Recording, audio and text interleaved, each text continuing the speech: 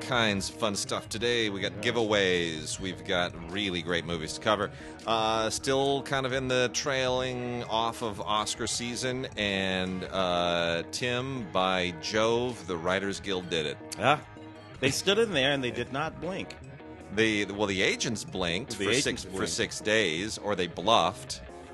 And for those who aren't following this, which we have touted, so the 6th was the expiration of the 43-year contract between agents and writers, which was has been in effect since before Star Wars was released.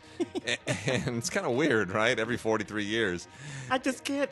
It's just so arbitrary. I mean, it's just so. Why exactly 40?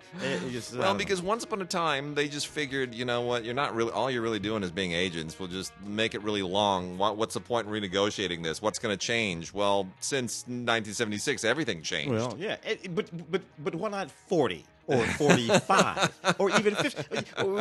Exactly, what genius says, 43. I don't know.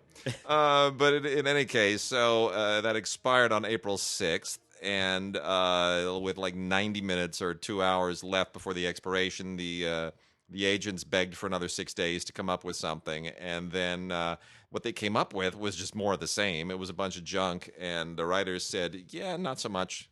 Try again. Yeah. And then on the 13th, people started firing their agents. Yeah. And we know people who have fired their agents. Yeah.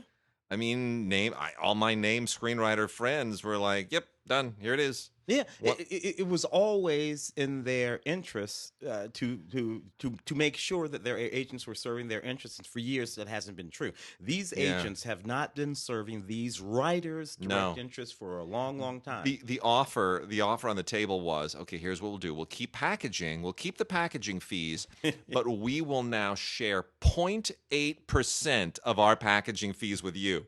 And the writers are like, really? 0.8%? How'd you come up with 0.8 it's as like opposed the 43-year thing? Yeah, like you couldn't just come up to 1. Couldn't make it an even 1% just to insult us properly. You know what? This really is about greed, though, right? So of course, in the aggregation of wealth and power, not just the wealth, but also the power, because with that wealth came a certain amount of power. Yeah. There was going backwards in time just a little bit. There was a moment in the history of Hollywood when the studio was the thing.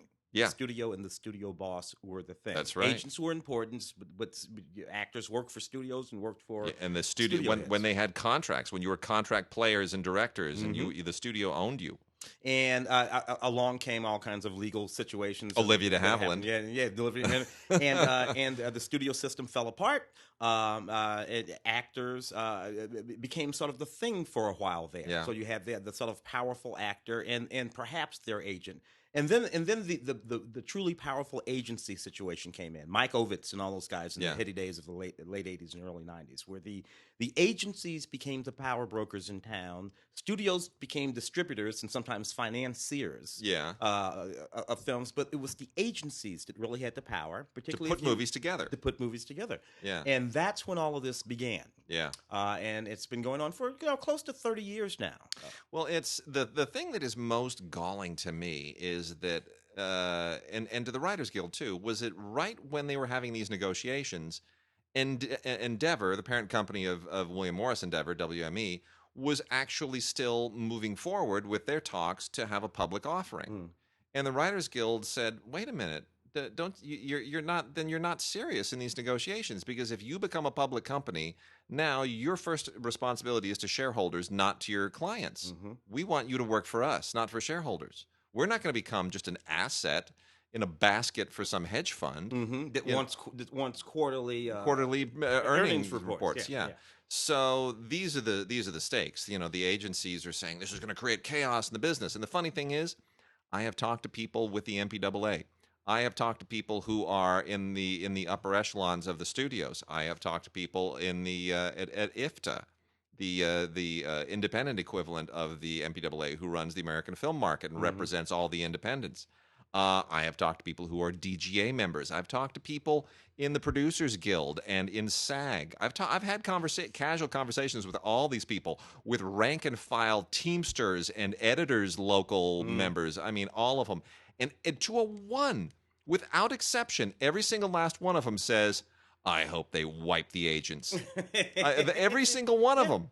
The agents are like, you're going to have chaos without us. And all I could think of was, this is almost literally like Tony Montana at the end of Scarface saying, say hello to my little friend, and thinking he is the man and firing that big old gun and get it off, man. That's the last shot you're going to get because everybody else is going to machine gun your ass in about 15 seconds. The backbone of the powerful agency days has been broken. It's over. It lasted about 30 years and it's over. And and what's ridiculous about it is it really was only about 25, 30 years. Yeah. So the model already exists for the way this works.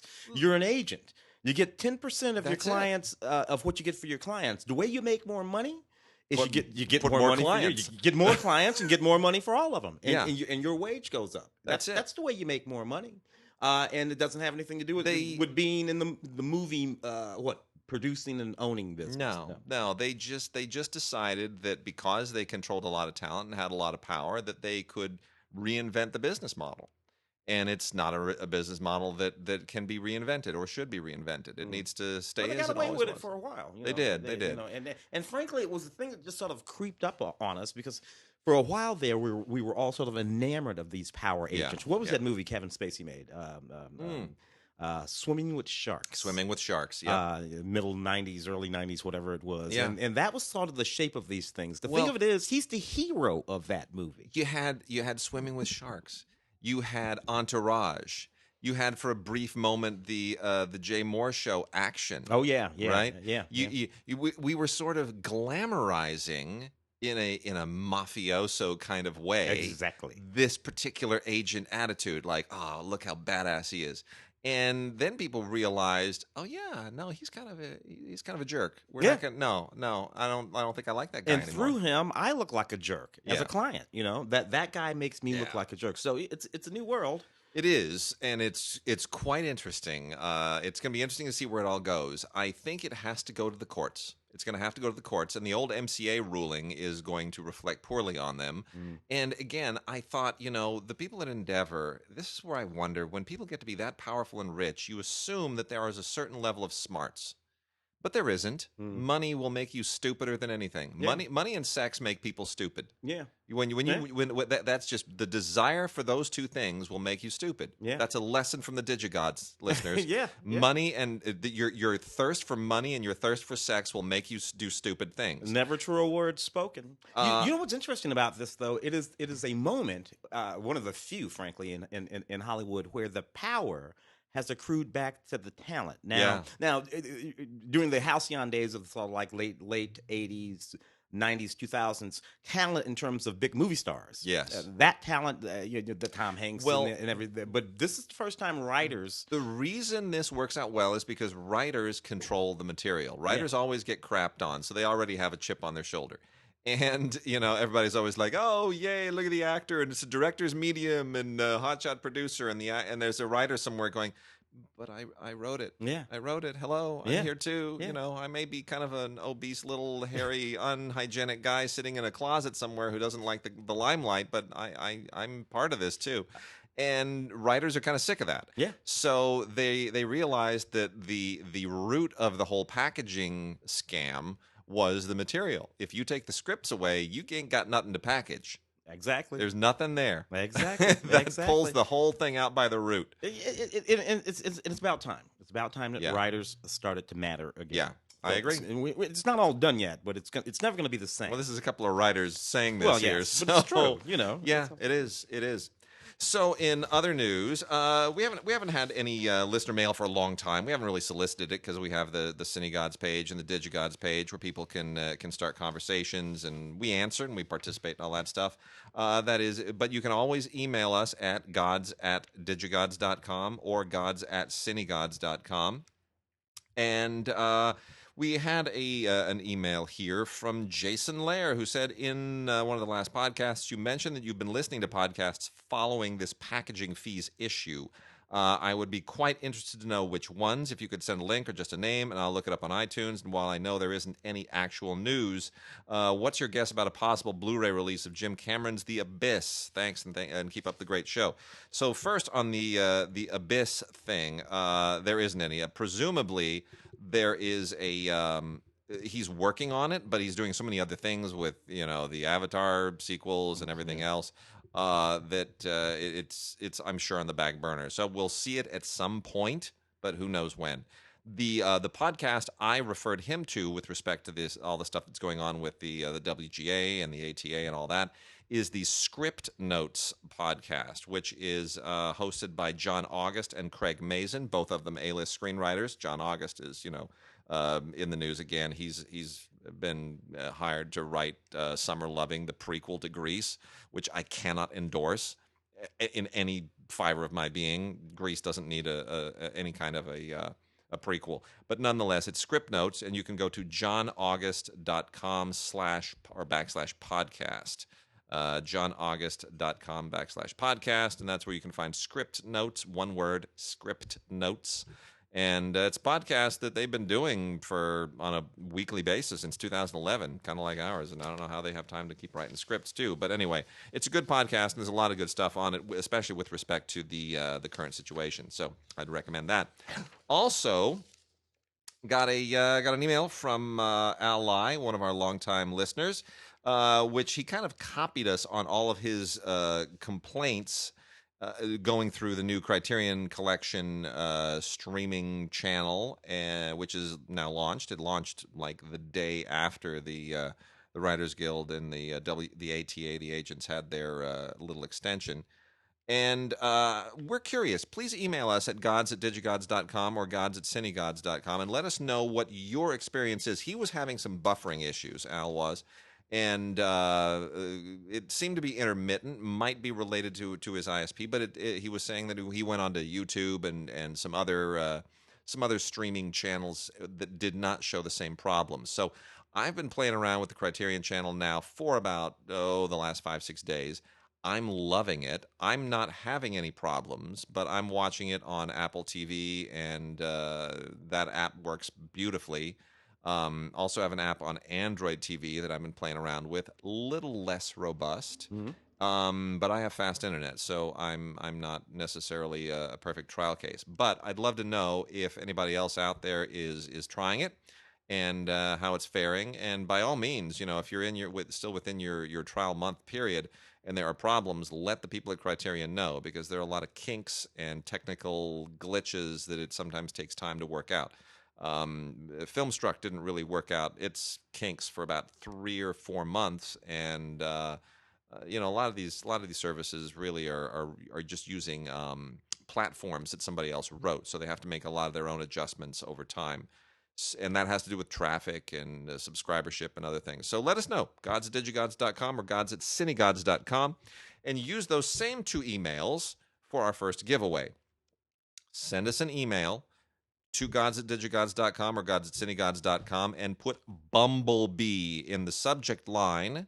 And as long as it gets to us by the 22nd, Monday the 22nd, dated no later than Monday the 22nd, we will select 2 very lucky people to receive the 4K of Bumblebee, which we reviewed on the last show, courtesy of Paramount. They're going to send you a couple of 4K Bumblebees. Just put Bumblebee in the subject line and your name and address in the body of the email, and that will do it. This is limited to people in North America. Only Canada and the U.S. Outside the U.S., unfortunately, not eligible as per rules from Paramount. So that is Bumblebee plus name and address to gods@digigods.com, gods@cinegods.com. We'll pick a winner by no later than the 22nd, and let 2 very lucky people know what Paramount will be sending you. With that, let's get into some titles. Yeah. I'm going to start off with some cult stuff and kind of culty and cult-related stuff. But first, before that, I want to make mention of the the release of the Blu-ray, the Cinedigm Blu-ray, for yet another fine Super Bowl. New England Patriots, Super Bowl 53 champions. And what a game it was. There was almost no scoring in this thing. I made fun of everybody who's ever made fun of me for liking soccer. There were fewer touchdowns here than there were goals in the last World Cup by a significant margin, so I don't want to hear it anymore.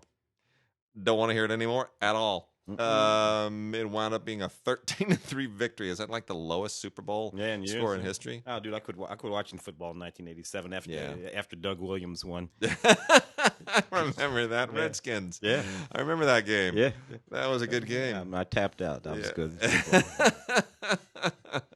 And his career kind of ended after that. They traded him, or he got injured or something. He got injured, went down, coached for several years now There in you Florida. Wow. Doug had a good one. He was a really good guy. Yeah. So anyway, no, this is fun. They've got all kinds of extras on here, fun opening night stuff and post-game ceremonies and a little look back on NFL highlights. And it's really good. And it's on a Blu-ray. It's fun. It's good. This is really all you need. I know they come out with these bigger box sets, but this is really all you need. If you're a Patriots fan, especially if you hate the Patriots, you're not going to want this anywhere near you. It's just the worst thing in your life to keep being reminded of Tom Brady. Just keeps winning Super Bowls, and he's going to be playing until he's 55, and who knows? Yeah. It's going to be crazy, and he's got a hot wife and beautiful kids, and it's like, curse him. Horrible man. All right, we also have a couple here from Artsploitation Films. These are cool, little low-budget genre films, but they're worth checking out. Artsploitation comes up with a lot of interesting stuff that sort of comes. There are thousands of movies that get made every year, and they don't go to festivals. They don't make any screens. They just kind of fall out on DVD.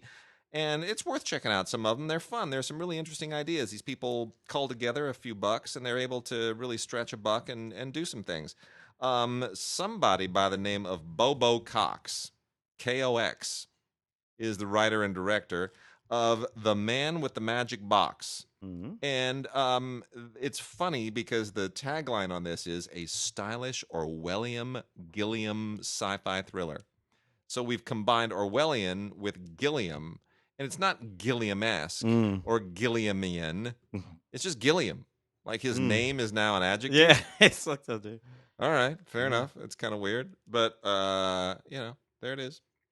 So anyway, this is a Polish film. Has English subtitles, but it's a cool Polish genre film, and it's about a guy with amnesia who travels into the future, and Warsaw is now this like dystopian society, and he suddenly now discovers, he slowly starts to recover memories that tell him why he lost his memory and what's happened in the world and what happened to him originally. It's actually quite smart and made on a shoestring, and it's really, really kind of cool, and I dug it.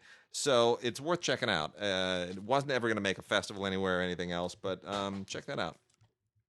Then we also have Terror 5. Terror 5 is a Spanish genre film that is completely off the hook. Spain makes a lot of these things and has ever since the 60s, the days of Jess Franco. It's genre movies and kind of semi-giallo imported Italian stuff. It's very, very deep roots in Spain. And this is from the Rothstein brothers, Sebastian and Federico, who have a little bit of an international profile. And it's basically like a Jim Jarmusch movie with zombies, which, as it happens, Jim Jarmusch just made. Yeah. He just made a zombie movie, and it's going to open the Cannes Film Festival. Yeah. So the Rothstein brothers were there before he was. There's a bunch more stuff going on here. There's a whole lot of weird stuff going on, some psychosexual things and whatnot. And it's a there's like a snuff movie in here, and it's pretty nasty stuff. But for genre fans, it's kind of a cool mashup, and it doesn't overstay its welcome. It's only 78 minutes long. That's what I'm talking about. Right? You get in, you get out. That's it. Doesn't need to be longer. Those old Charlie Chan movies were only like 62 minutes. 62, yeah. I love that stuff. It's like a TV episode, shorter than an episode of Game of Thrones. From Troma, Victor Goodview. Now, like any Troma film, this is just a completely crazed, lunatic Lloyd Kaufman indulgence in low budget and excess. Takes place in Yonkers, and it's about this total deadbeat guy who winds up. How do I do this without sounding crass? He smokes some bad crack. I guess that's the only way I could do it. He smokes himself some bad crack, but is it really crack or is it something else? And what happens is it kind of hops him and the whole movie up in a really, really weird way. And, it's got a Lloyd Kaufman introduction, commentary, deleted scenes. Sometimes feels like they made it up on the fly. They just kind of kept thinking up weirder and weirder stuff. Sometimes that works. From the Mondo Macabro line of the Greek Collection, Volume 3, is a movie called The Wild Pussycat, which is also on here with a bonus feature, The Deserter. The Wild Pussycat. And what a wild movie it is. This is a serious trip from 1970, made in Greece by a director named Christos Kafalis. And it's English subtitles in Greek, and it's just a really, really raw American-style exploitation film, except it was made in Greece. And, it's got pimps and strippers and all that stuff that was kind of de rigueur in the 1960s in American exploitation films, except it's a Greek movie. And it's done a little bit artsy. It's not as faux artsy as the French and the Swedish stuff was from that period, but it's there. Got another Troma film here called Revenge of the Spacemen, which has it. Look at that artwork. That's classic 1955. Beautiful. Big-brained alien holding a woman with her green-headed alien holding a woman with showing all kinds of leg and cleavage. That's just the way they made them. Except this wasn't made back then. This was made in 2014, but it really aspires to be one of those 1950s, 1960s styles, and it's just aliens fighting hillbilly kids, and it's just completely bizarre and a total throwback, and it's really kind of fun. It's worth checking out. This is one of the more accessible Troma films in recent years, directed by J.P. Summers. Revenge of the Spaceman. It's a good. If you've seen Mars Attacks. Mm-hmm. This is like Mars Attacks, except not so legit. From the Redemption line that Kino releases as a further going part of the cinema of Jean Rollin, Rollin, the famous French exploitation filmmaker, is Dracula's Fiancée. Jean Rollin basically made really great kind of horror trash, kind of high art trash. And it's oftentimes, as in this one, very overtly Catholicized. And so, you got nuns and you got vampires, and you let the rest of it just kind of write itself. There's also Lost in New York on here as a bonus, which is not that interesting. That's from 1989. But Dracula's Fiancée from 2002, nice little rediscovery, good Blu-ray. And you even have a wolf woman in this. Didn't even know that was a thing. Wrapping out the last few here. Blue Movie is a movie by Wim Verstappen. This is from the Cult Epics library. Cult Epics digs up lots of fun stuff as well. This is a Dutch exploitation movie from 1971. And this also does not overstay its welcome. This is a little artier than most. This definitely goes into that French and Swedish vein that we talked about, where it's trash, but it's really pretty trash. And it's actually really, really pretty trash. It's very, very nicely made. I don't want to compare it to I Am Curious Yellow or I Am Curious Blue, but it was part of a moment in Dutch cinema that did something similar, which is that it tried to sort of push sexual boundaries in an artful way and then internationalize it.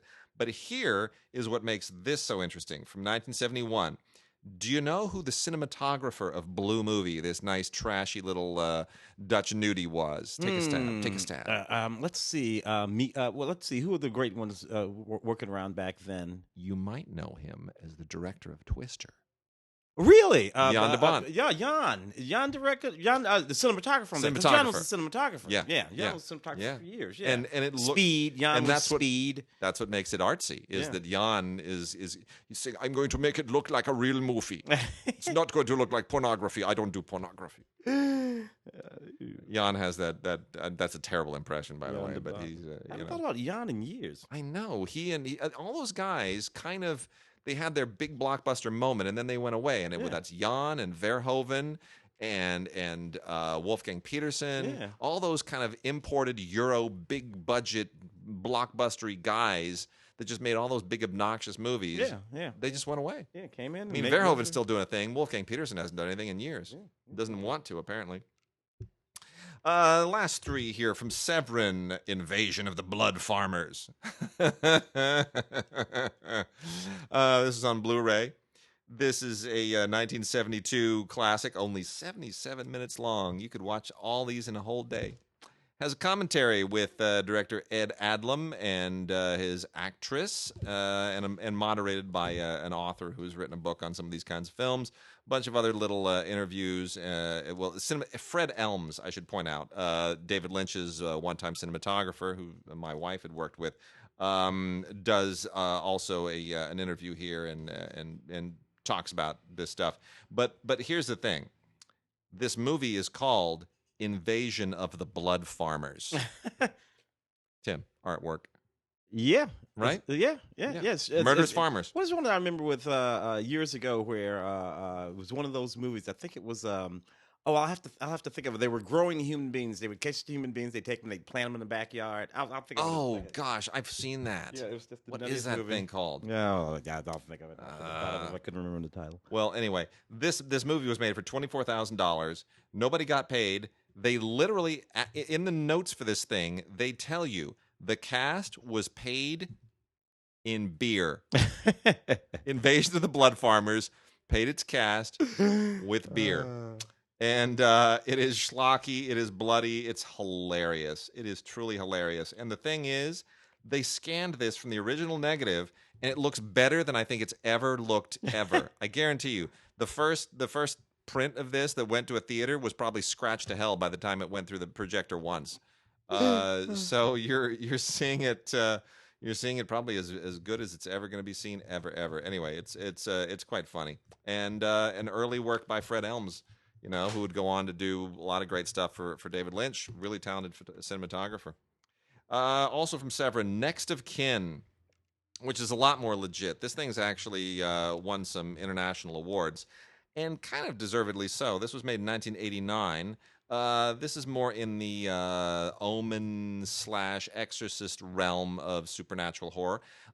Came from Australia during the late Ozploitation era, which kind of mostly is the 70s, which includes Mad Max and all that kind of stuff, and gets into a lot of early Peter Jackson and that as well, but does stretch into the 1980s pretty substantially. And it's gory, but it's moody, and it works, and it's very effective. And it basically it's a haunted house thing. It's about a lady who inherits a retirement home, and then of course turns out that it's not just a retirement home. It's got all kinds of history and issues. But it's worthwhile, and one of the Tangerine Dream guys does a pretty eerie score, and it's got some really great imagery, and it's worth checking out. So a bunch of extras on this as well, including a commentary with the director Tony Williams and the producer Tim White, another commentary with some cast members and deleted scenes, extras, trailers, and an alternate opening from the German release, which isn't as interesting as it sounds. It's just there. And then lastly, on DVD only from the Nikatsu Erotic Films collection is Lolita, Vibrator Torture. That's an impulse release. All of these Nikatsu erotic releases are basically pretty much the same. This is about a guy who kidnaps schoolgirls and then takes them back and does horrible things to them. There is nothing redeeming about this, but there's an audience in Japan for this stuff, and presumably outside Japan as well. This is from 1987, kind of on the late stage.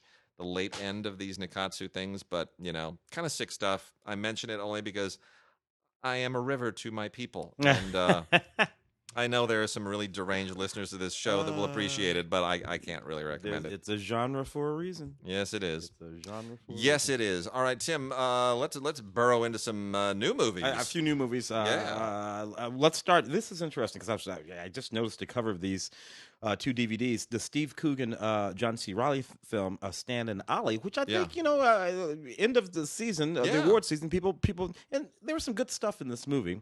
Basically, the story of a late tour that Laurel and Hardy took through the UK. Yeah. Well after their sort of film and early days of success had ended. The ladies in this movie who play their wives completely and totally steal this film. They do. They're just absolutely the actress who plays Stan Laurel's Russian wife. Yeah, whose name I'm forgetting right now. Well, there's Nina Ariana and Shirley Henderson. It's Nina Ariana. Yeah, and she's just so funny. Wipes the floor of this movie. She just cleans up. She has all the best lines, all the best moments. She is so outrageously funny. She's the reason to see it. I mean, their impression of Laurel and Hardy is great, but she steals the movie. Yeah, and they are more or less doing these sort of impressions of Laurel and Hardy, and then sort of behind the scenes. Steve Coogan has some stuff in this movie that's full of pathos. He was the one who wrote all that stuff, by the way. Yeah, he was the genius. He was the genius behind it. All those little bits and timed them all out and all that kind of stuff. So anyway, it was a fairly funny and moving movie, and if you're fans of that, you might enjoy it. The box of that is almost exactly the same. I know, isn't that crazy? As the box for Holmes and Watson, which is not funny. Also, John C. Reilly, but Will Ferrell playing Sherlock Holmes in this film, Weapons of Mass Deduction. Look, it's a goofy Sherlock Holmes movie, which just didn't hit the mark. And what's interesting about that is that Will Ferrell has officially severed his relationship amicably with his longtime partner who directed the next movie you're going to be talking about. By Adam McKay. Yeah. Well, yeah, because they've been doing things together for years and years and years and years. Yeah, Ricky Bobby and everything else. But the big Will Ferrell comedies. Adam McKay is an Oscar winner now. He wants to make real movies. Yeah, and you have The Big Short, of course. Yeah. Anyway, this the Will Ferrell Holmes Watson thing, kind of funny, but not really particularly good. A few special features on that. And then we have Vice, a movie that was bumping around during awards season. Christian Bale and Amy Adams and Steve Carell and Sam Rockwell all giving really, really good performances in this movie. This movie is not all that good. No, it's not. People want to compare it to The Big Short, but it doesn't really. No, because the Big Short was The Big Short looked at an actual event and it stitched together several interesting storylines that were all based in actual individuals who all benefited from the financial collapse because they all shorted what was going on. They understood what was going on, and that's what was interesting about it, is that it was a look at the financial crisis through a web of interconnected but discrete real stories. This is just all, I'm going to try to get inside Dick Cheney's head and I'm going to make a bunch of stuff up and have fun with it. And that's not interesting. Because I have a particular set of opinions about Dick Cheney and that administration and that's not interesting. It's a Godard film. Yeah. It's Adam McKay's Godard film. It's look. I'm not a fan of Dick Cheney, but this movie is not. That movie is not a documentary about Dick Cheney. Well, no, you don't know anything about Dick Cheney. You don't come away knowing anything about Dick Cheney that you didn't know before. If you go into the movie being a Dick Cheney fan, it's going to just piss you off more. Yeah. If you go into the movie hating Dick Cheney, it's probably going to make you more sympathetic to him because you're going to feel sorry for him for that he was exploited in such a kind of an adolescent way. It's not instructive. It doesn't even try to be instructive. It just sort of goes neener. Yeah. And I don't know why they. I mean, it got a lot of Oscar nominations. I think largely because Christian Bale really does a very good impression, not much of a performance, and B, it's a hell of an editing job. I mean, it's still not a good movie, but it's really quite well put together. It's an impressive from a craftsmanship standpoint. But yeah, what are you gonna do?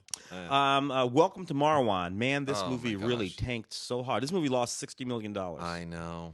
At the box office. Steve Carell's film from Bob Zemeckis, adaptation from Marwan Call, a documentary about this actual person. And what happened, he was a man who was beaten by these people who found out that he was sort of like a cross-dressing sort of guy, beaten very, very severely.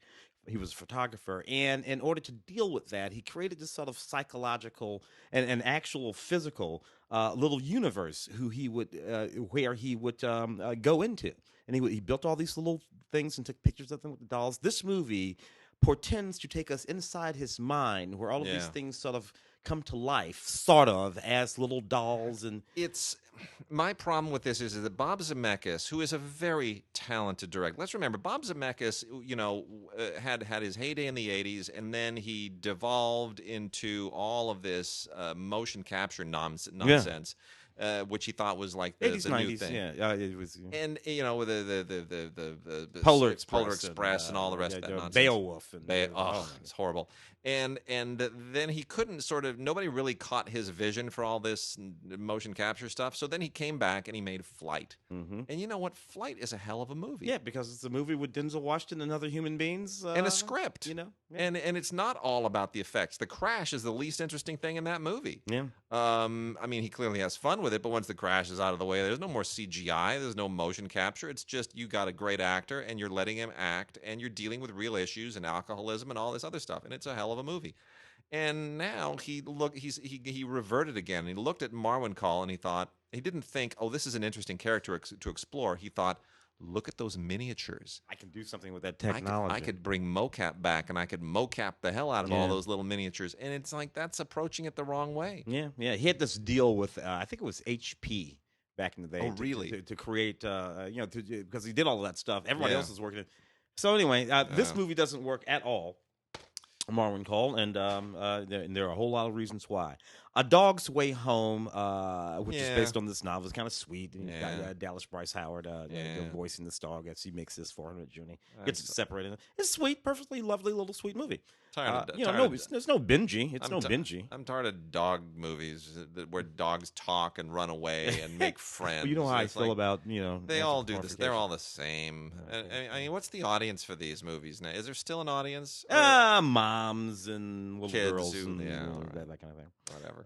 You got one over there?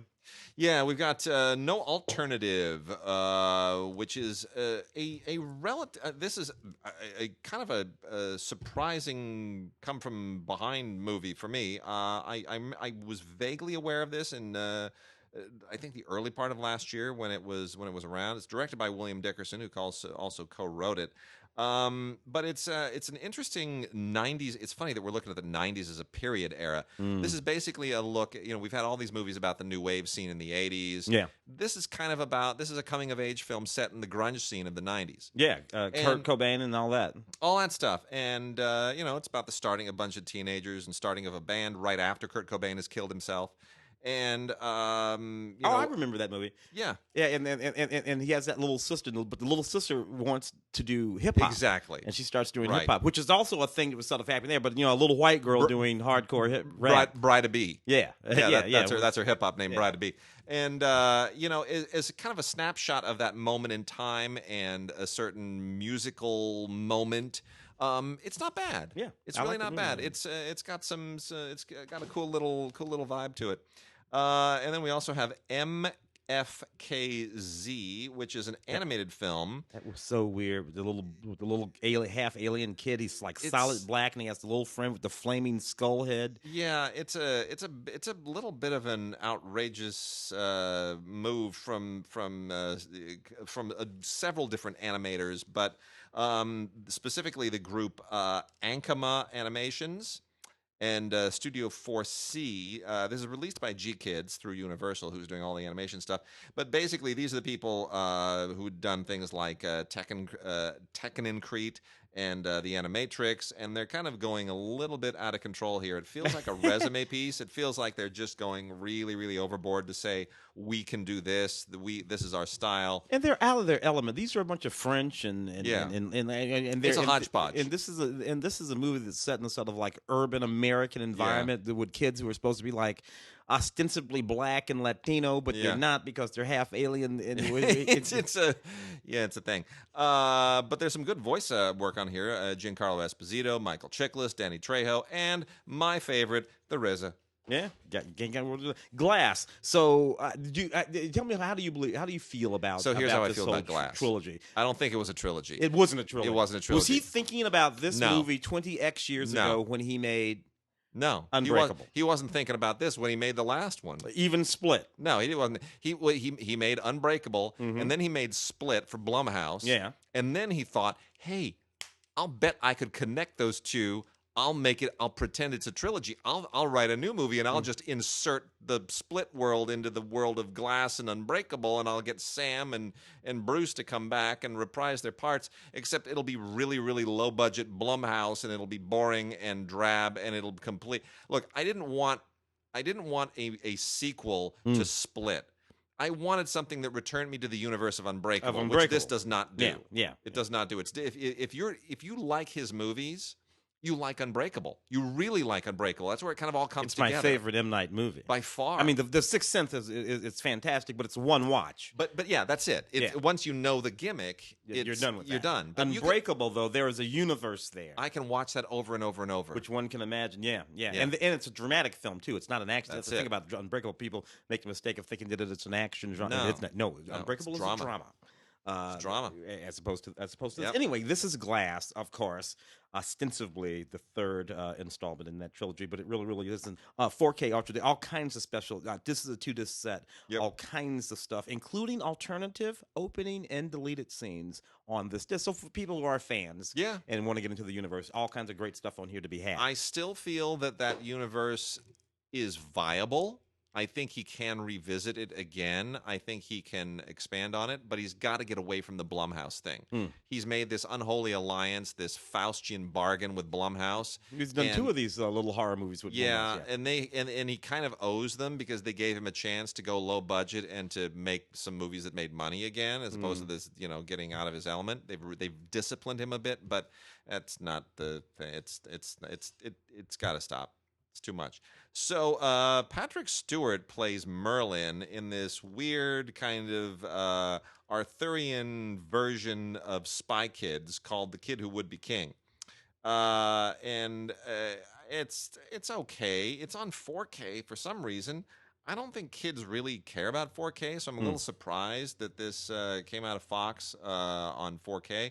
But maybe that's the new Disney influence. I don't know. This is arguably from the pre-Disney regime, but still, Patrick Stewart's perfectly fine as Merlin, and the idea of kids kind of in a modern day Arthurian adventure. I guess you could even say it's like Explorers or Goonies, or Spy Kids. It's kind of trying to do all that with an a modern day Arthurian angle. The Kid Who Would Be King.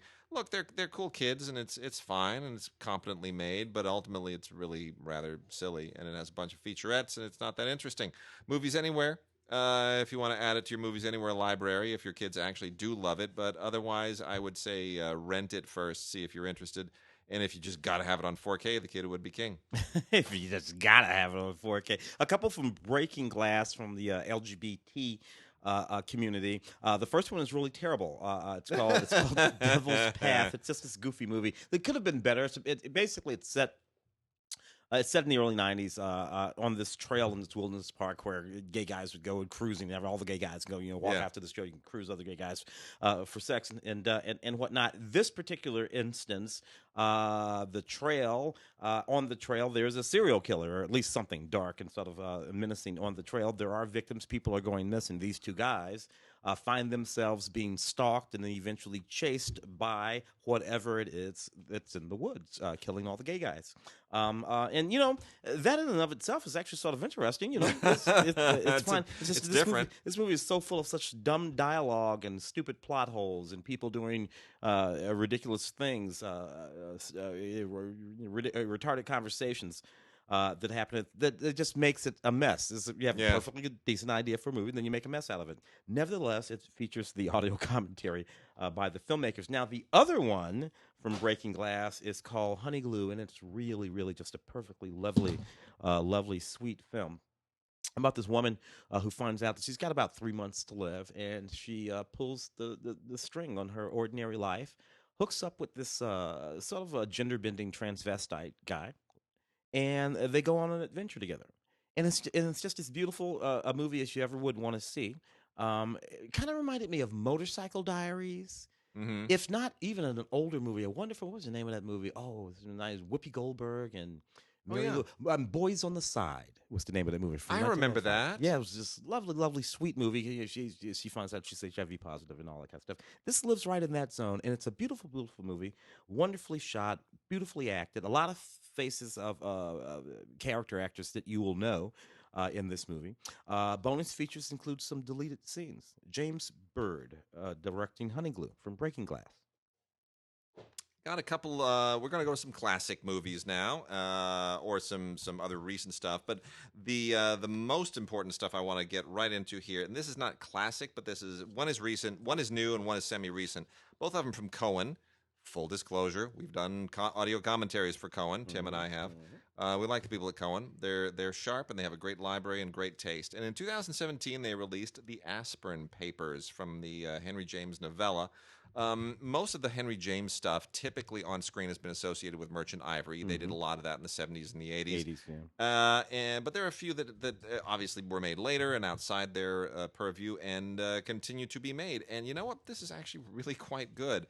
Jonathan Rhys-Meyers, Jolie Richardson, and the remarkable Vanessa Redgrave, Jolie Richardson's mom, star in this. And it is just wonderful Victorian Henry James stuff. It really is. It has a certain Merchant Ivory quality to it. Very, very well, nicely put together, very erudite and elegant, courtesy of director Julian Landais. But what's interesting is this is also based on an adaptation. They say it's based on Jean Pavin's scenic adaptation of the Aspern Papers. I have not been able to confirm exactly what that scenic adaptation is. I found that to be really an interesting thing. So obviously there's some intermediary piece that inspired this movie other than just the novella itself. But you know what? As a kind of a Victorian soap opera, it's in a study certainly of obsession and you know all kinds of other lovelorn issues. It's really quite good. It's one of the more interesting James adaptations, and it has a real fascinating history to it that you find out more about with the making of featurette. And James Ivory is on here as well, so he's obviously given this something of a blessing. The other Cohen piece this week, the other Cohen release, is Blu-ray of The Great Buster, A Celebration, which is a wonderful award-winning documentary on Buster Keaton by Peter Bogdanovich. When you are Peter Bogdanovich, let us take a moment of pride here. Peter Bogdanovich started as a film critic. He was a film critic for Esquire. And Roger Corman gave him a chance to become a filmmaker, and the rest is history. But Peter Bogdanovich is still, having been a good friend of Orson Welles and having been a film critic, he is still a scholar of cinema. And so he brings both a film critic and a filmmaker's eye to the genius of Buster Keaton. And because he is Peter Bogdanovich, he is able to recruit every damn person under the sun to offer their insights and appreciations and thoughts about Buster Keaton. And, I mean, it goes deep. He's got Mel Brooks. He's got Quentin Tarantino and Werner Herzog and Carl Reiner and on and on and on. Ben Mankiewicz, Leonard Maltin, our good friend. You know, just Dick Van Dyke. Everybody shows up in here. Norman Lloyd, who, you know, is still hanging on by a thread. Is he 100 yet, Norman Lloyd? Norman might have passed 100. Gee whiz, incredible. So, I mean, this is really just the ultimate tribute to one of the greatest filmmakers and film talents ever, The Great Buster, A Celebration. Won an award at the Venice Film Festival, and it's just superb. I can't recommend this highly enough. If you even own anything by Buster Keaton, you got to have this as well. I'm going to make my daughter watch this so she appreciates it. 1914. Norman. That's when he was born. He's 105, and he's still freaking working. Yeah. He's still a production designer. Yeah. You're a 105-year-old man. There is a man designing movies today, right now, who was born in the year that World War I began. I just want everybody to understand that. That's just absolutely crazy. Oh, Pamela Anderson and Barbed Wire. I remember this movie from 1996, Pamela. Back when comic movies hadn't figured it out yet. Yeah, they hadn't quite figured it out yet. Jack Noseworthy in the film. Anyway, you know, if you remember Pamela from those days, I think this would have been right after her time on that sitcom with Tim Allen. That sort of made her little career there after a little Playboy. Well, where do all the Playboy models go? Anyway, Pamela's fantastic in this perfectly silly movie that doesn't really work, but she gets to wear that outfit with that bustier and carry that gun.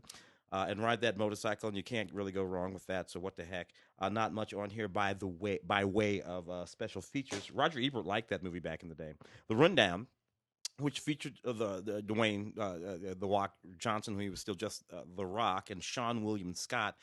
this might be the last real. No, actually, he made those hockey movies that were pretty good. I was about to say this might be the last real sort of like A-list Sean William Scott movie. American Pie and all those movies he was in all those days back then. This was a fun movie that I liked quite a lot. Christopher Walken in it. And Rosario Dawson. This does not have much on it by way of special features in it, but you know what? The Rock still had hair in this movie. Yeah, I know. I know, it's crazy, right? And that movie was kind of cool. I forgot that's a really underrated movie. It is. It's funny, and Sean William Scott is the funniest thing in that movie. He kind of walks away with it in the way that Joe Pesci did in that first Lethal Weapon film. When he just sort of swooped into the movie. It was just the funniest thing you ever did to see. Crackdown, Big City Blues, directed by Paul De Silva, and just an in-depth look at the crack epidemic in 1990s New York City. They did a series of these films, and they really are absolutely powerful and moving, and also extremely elucidating regarding that particular issue. So check it out, 1990, 92 minutes long. The Stand-In with Leslie Howard and Joan Blondell. What's funny about this movie, which is from 1937, it's a movie about this efficiency expert that comes out to Hollywood to take a look at this movie studio and see whether or not the movie studio can be saved. The bank wants to sell the movie studio, and he thinks he can fix it. What's neat about this movie is Humphrey Bogart, third bill. No kidding. Third bill. That's funny. It's Leslie, Joan, and you got to work your way up every step of the way. 1937. God, he was so good looking. The Stand-In. Very funny movie. Directed by Tay Garnett. Again, only a 90-minute movie. Neat. So funny. Joan Blondell. Oh, my goodness. Stop it. And we should say, with great sadness, that as we are recording this, breaking news that Notre Dame is on fire, and we've got it on the television behind us. It's obviously not going to be breaking news when this podcast goes live. Nevertheless, this is a thing that has to be marked. You were telling me that there's a problem in Paris. Yeah, there has been a spate of an epidemic of Catholic church burnings, arson burnings of Catholic churches all through this year. It hasn't really been reported elsewhere in the world. It's been kind of not deemed sufficiently important because when you light a church on fire in a small French town or a relatively modest city, it's not newsworthy unless it's Notre Dame. And of course, you spend a lot of time there. Yeah. And have connections to Paris. Christy goes all the time. Yeah. My sister happens to be there right now. Good grief. Well, striking. Just striking. Yeah. I mean, oh, look at that. That is just heartbreaking. That is horrible. Absolutely horrible. This is really upsetting. Wow. Well, I don't even know what to say. It's kind of puts a damper on the rest of the show. Well, but didn't want to let that go unnoted. We will endeavor to carry on as best we can and see what happens here. But the stone structure will obviously not burn, but that leaves a wood structure that is rather still considerable. And all the ephemerals, the relics, papers, the artwork. Paintings, art, the tapestries. That's the stuff that 1,000-year-old. That's almost a 1,000-year-old building. Not quite, but yeah. Well, from the important to the ridiculous, go to a couple of films from the 80s. By Andy Sidaris. Now, Andy Sidaris is one of those guys who, back in the 80s, was able to become kind of a schlock auteur. He would write, direct, do everything on all of these kind of schlocky action movies that oftentimes had kind of a little TNA and a little beach and a little beefcake and women with guns, guys with lots of muscles, and women with lots of cleavage. That's what they were. Those things were all the rage in the 80s. They were all over the American film market. When I first started going to the American film market, that was all I saw. And these movies include Hard Ticket to Hawaii and Malibu Express. And, both of them have basically the same artwork on the cover, which is a dude with a gun flanked by a couple of hot women. And in one of them, the hot women have guns. So that's what it was all about. Those are the really good ones. Yeah, beefcakes and hunks and hot women. Look, these movies are absolutely ridiculous. One of them is set in Hawaii, and the other one is set in Malibu, and it's just about men being men, women being women, and somebody's got a gripe, and next thing you know, cars start exploding, and somebody's running off with diamonds, or trying to hijack a computer company or some crazy thing. None of it really makes any sense. It's all just about showing off skin. But Hard Ticket to Hawaii and Malibu Express, they are artifacts of an era, and as a result, they are somewhat meaningful. Andy Sidaris does an intro on both of them, as well as audio commentary, featurettes, and trailers. And, they were taken from their original masters. It doesn't mean they were very well photographed at the time, but they are what they are. Also, H.P. Lovecraft's The Unnameable. This is part of the Unearthed Classics line from MVD. And this was made in 1988. Same general era, has kind of a certain 80s exploitation feel to it. I wouldn't say it's all that much of a Lovecraft adaptation. Most of the adaptations of Lovecraft don't have much to do with Lovecraft. But it's all about it's like kind of a gothic vampire haunted house thing with some college students who are, going to spend a night in this allegedly haunted house to disprove that it's haunted, and really all that ever happens is craziness happens, and that's the way it always goes. But for an 80s era mid-level horror film, it's okay. It's fine. It's not offensively bad. It's not terribly good, and it's got a bunch of interviews on it, and it's a nice new transfer. Some photos and trailers as well. So there it is, The Unnameable. I have here Roadhouse 2, which is not with Patrick Swayze. Not with Patrick, which is 1989. The reason why this is funny to me is because I actually worked on that first Roadhouse movie, 1989. Patrick Swayze, Rowdy Harrington film. Patrick's playing the sort of philosopher bouncer. But he could kick your butt, but he could explain to you exactly why he was kicking your butt when he was doing that. This movie here from 2000. When did they make this movie? Back in 2006. Yeah. It's supposed to be about that character, Doc's son, who's an undercover officer in New York, and he finds out that his uncle, who has this bar down in Louisiana, is being sort of rousted by these bad guys, and he goes down there to do what his Uncle Patrick. I can't remember whether or not Patrick was still with us when this movie got made, but it's an interesting sort of thing to do when you look back over the history of a company's few movies, and you figure out, what, if we grab the story out of the middle of that movie, and we do this and we do that, and next thing you know, and it's his son, and you make yourself a Roadhouse 2. Started Jonathan Sachi, Jake Busey, Will Patton, one of those kind of things. Not much on here. This is not a very good movie either.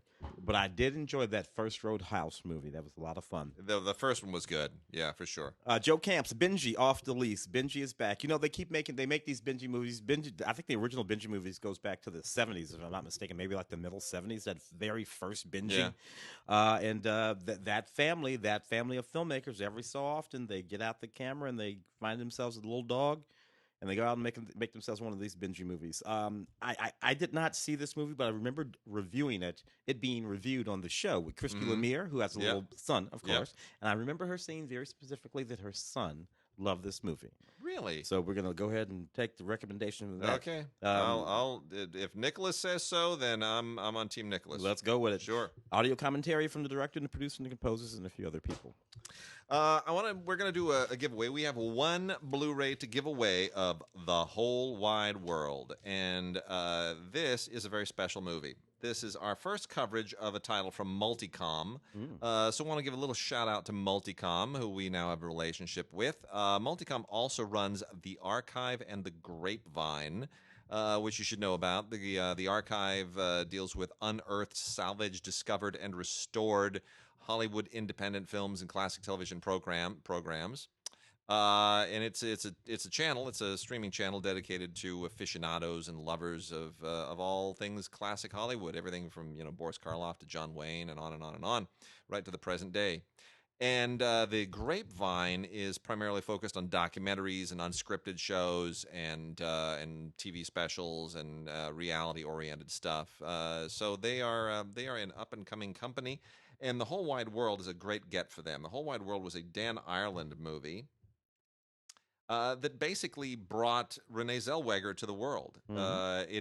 It came out roughly around the same time as Jerry Maguire, which really broke her through. But it Mhm. was made before. This was really a discovery. Renee Zellweger was a discovery of Dan Ireland, as was Jessica Chastain. Mhm. Dan Ireland, of course, a great independent filmmaker, passed away a few years ago, and Mark and I had the privilege of interviewing him on the Stupid for Movies show that we did for a few years.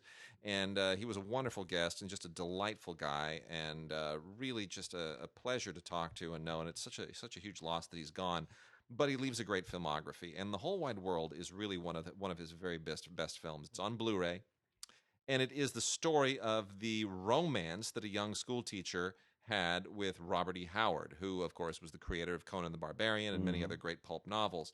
And there hasn't a lot of people don't really know much about Howard's life. It's a kind of a sad, unfortunate, sheltered life, and this is a really great look inside a troubled, creative mind, played by Vincent D'Onofrio, playing Robert E. Howard, and Renee Zellweger obviously playing Novaline, his the school teacher who sees something in him that others don't.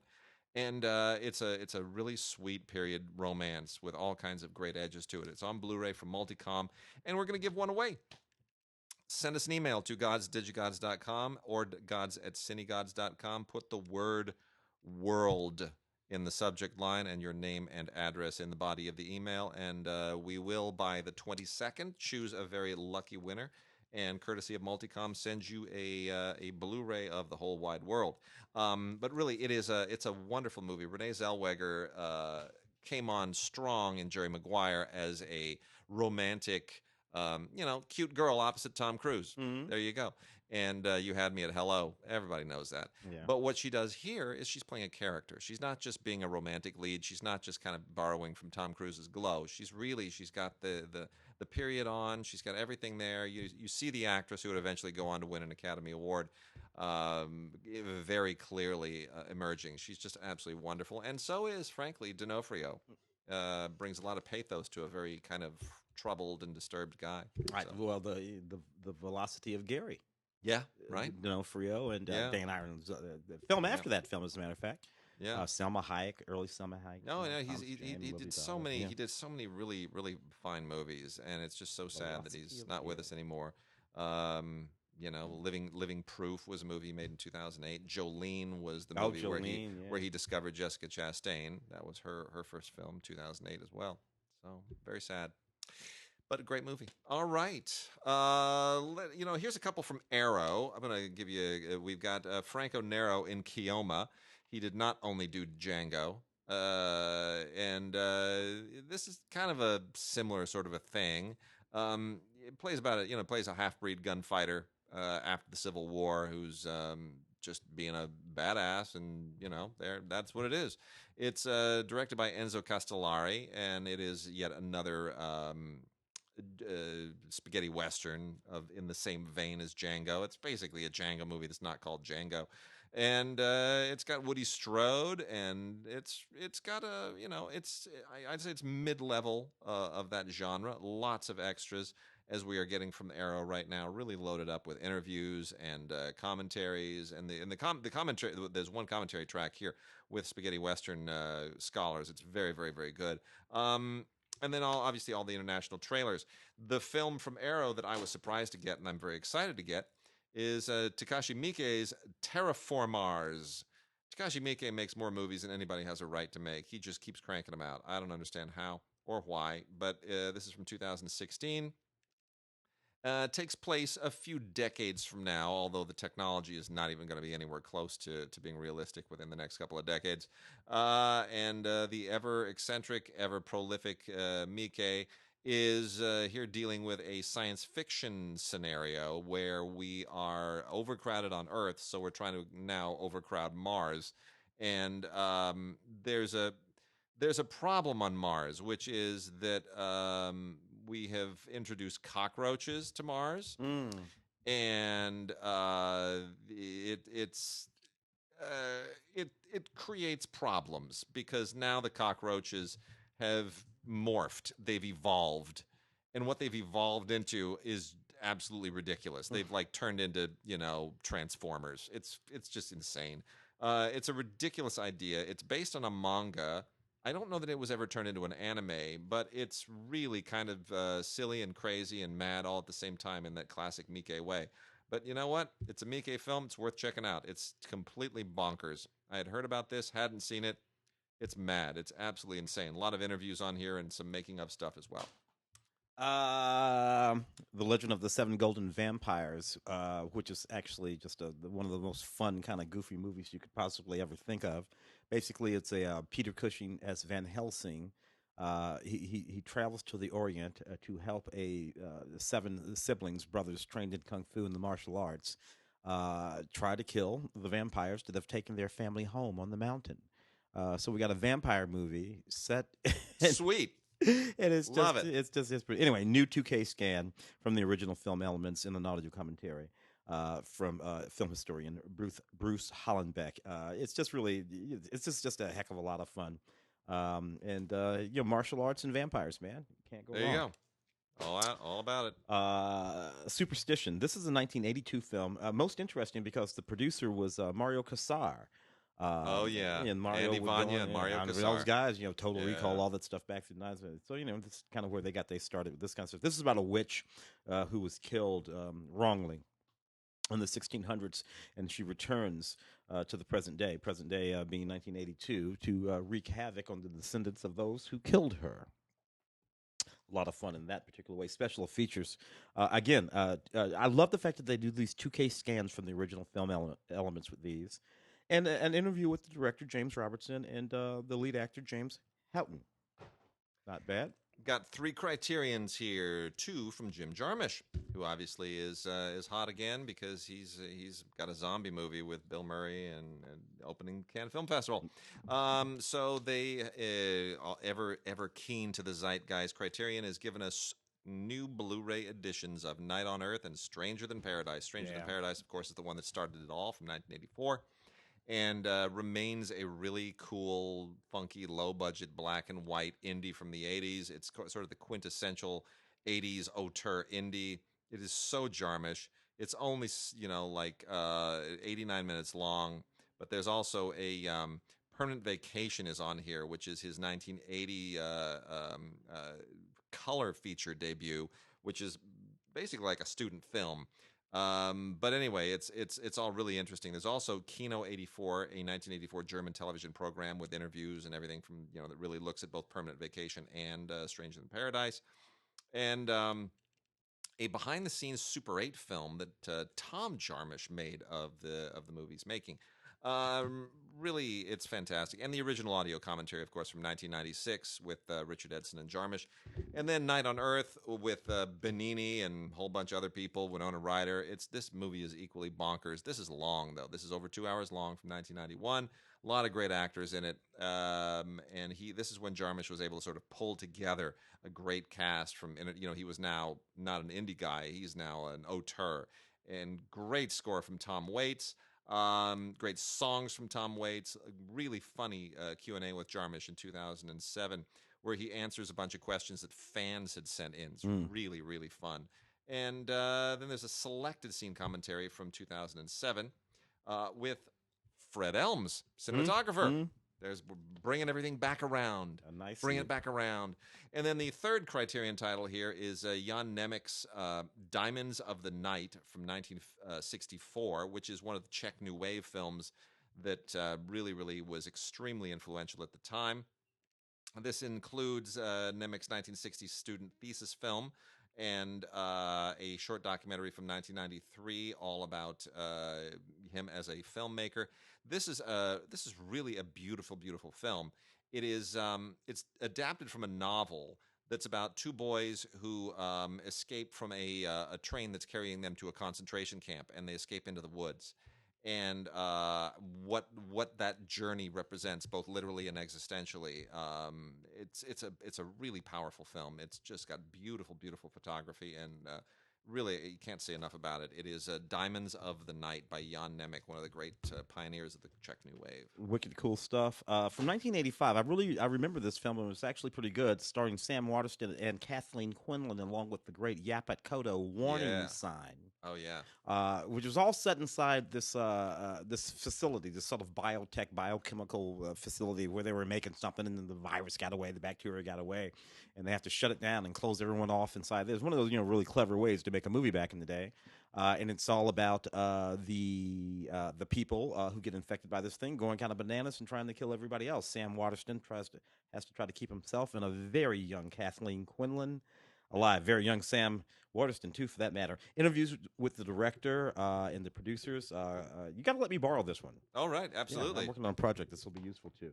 The Manitou is another one from 1978. I remember this creepy movie. Tony Curtis, Michael Ansara, Susan Strasberg, and the great Burgess Meredith in this movie. Basically about a woman who has this tumor growing from the side of her neck.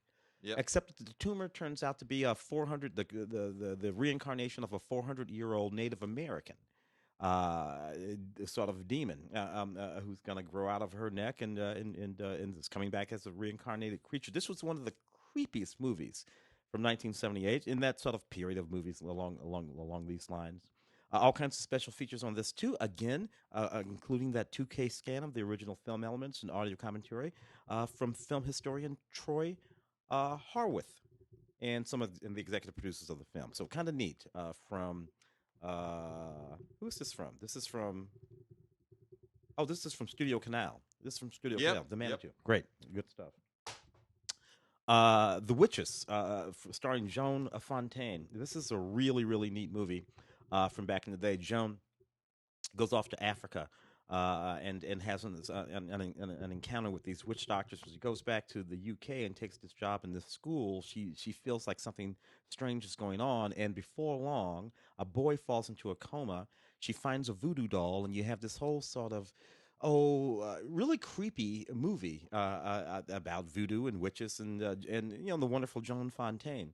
And it's really very neat, made by Cyril Frankel. Special features include an audio commentary with the filmmaker Constantine Nassar, as well as a few other folks. And this is from the Hammer Horror Collection. Joan Fontaine, The Witches. I love Joan Fontaine. Always my favorite of the two sisters. Yeah. She very famously said, and it is exactly what happened, that if she died first, Olivia would be mad because that's another thing that she would have done first because she won she won an Oscar for Olivia. Yeah, that was a very ugly night. At the Academy Awards. Yeah. So I got a bunch here I'm going to blow through real quickly from the Warner Archive collection.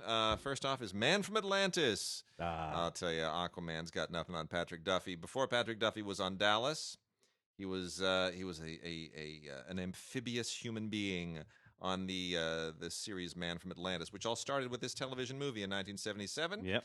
And I watched it. I remember when it was on. I remember the actual movie. I was so enamored of that movie and that show. It was great. I loved it. I loved the movie. I was so happy they turned it into a show. It was a lot of fun.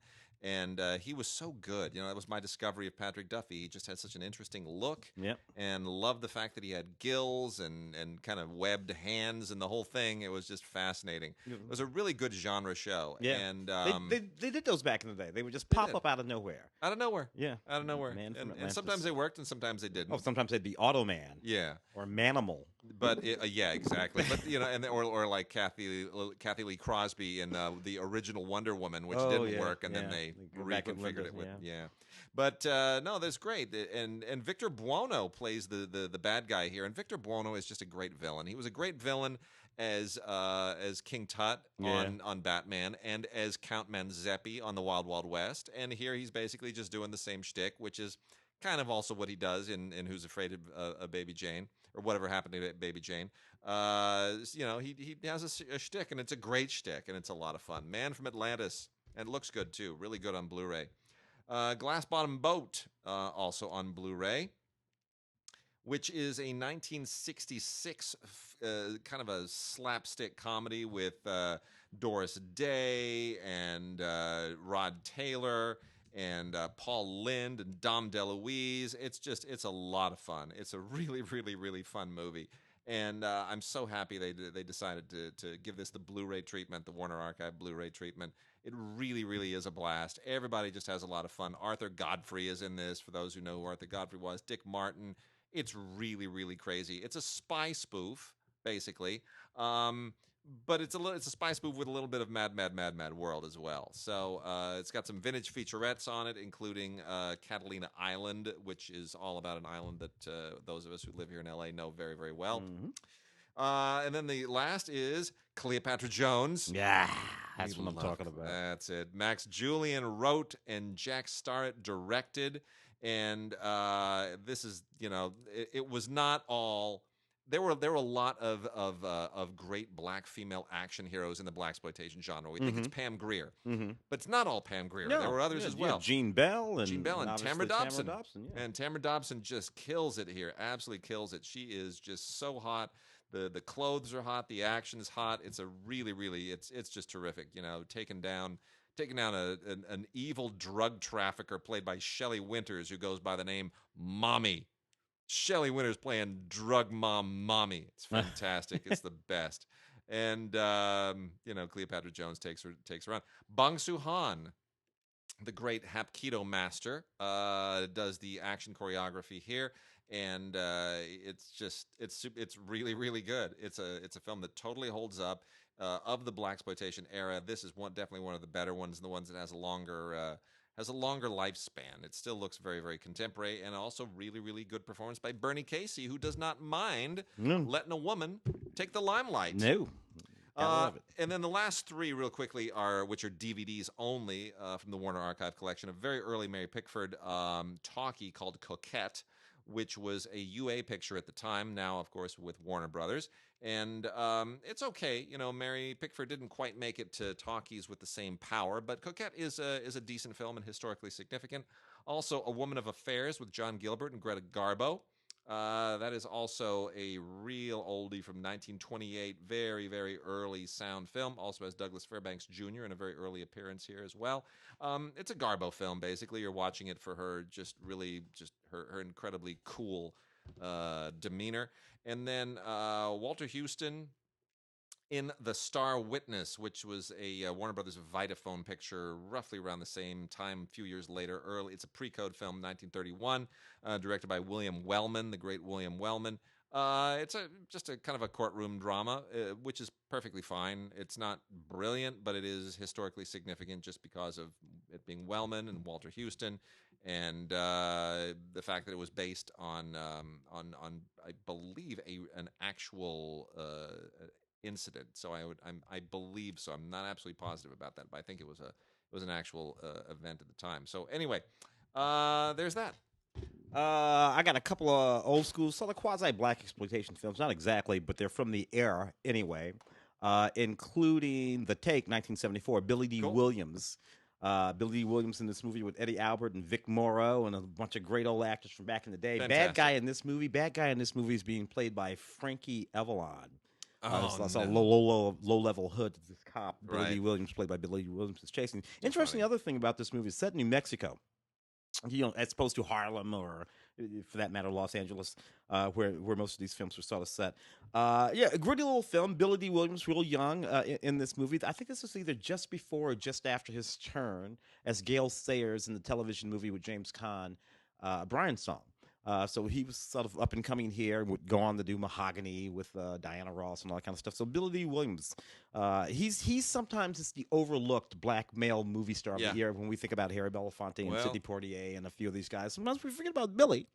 He gets the last laugh because we see him in Star Wars Episode 9. Yeah, Billy, who was born in 1937, which makes him what, 82? He does not look like 82. You've seen the trailer, for Episode 9. Yeah, he looks like he did in 1982. I wish he had been in the other one. I know. What are you gonna do? The other one on this disc, this is a 2-disc set, a double feature, is Black Gunn, which of course is going to be our boy Jim Brown. Jim Brown. This is an interesting movie. This is kind of a political movie. Jim Brown plays the brother of this guy who's sort of like a radical politician coming up. His brother gets brutally killed, and Jim teams up with his brother's sort of a radical organization to go after his brother's killers. Classic stuff from back in the day. A lot of fun. The Take and Black Gun. Double feature.